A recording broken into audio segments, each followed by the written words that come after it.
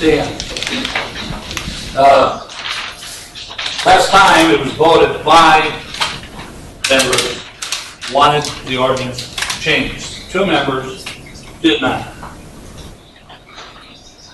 There has to be 4 for it to change out of 7. So to change it from 5 to 2 to 4 to 3, the reasons people present have to be compelling enough for 2 people to change their votes.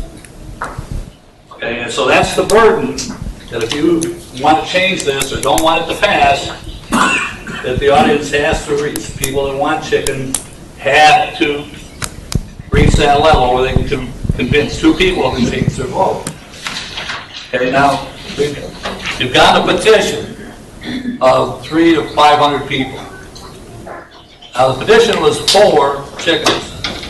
Now, when we did the commons, they had 2 petitions, one for and one against. And people could choose which one they wanted to sign.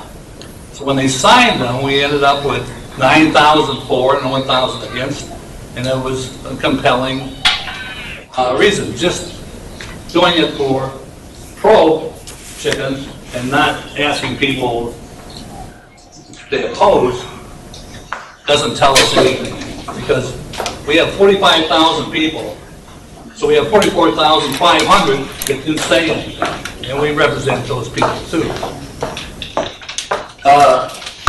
Some of the reasons people have mentioned, my kids like the animals, you know, and they learn from the animals. Well, they like dogs, they like all kinds of animals. Kids like animals. We acknowledge that.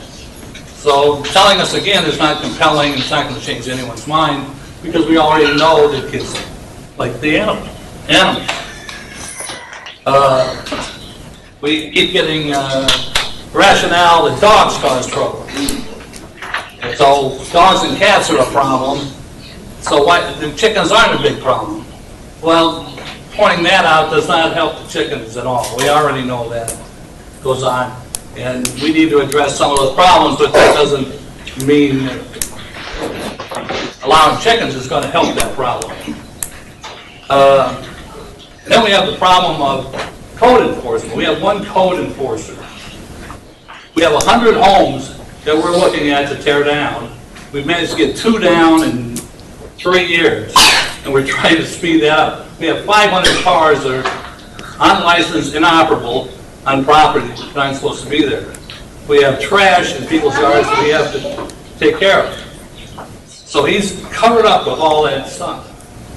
Adding this would be an additional burden, and we would end up having to get an employee to help run that.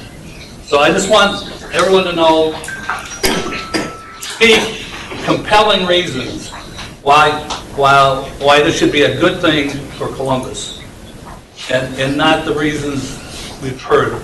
I want to hear something new, because you have to convince 2 people to change their vote. Thank you. Mayor, can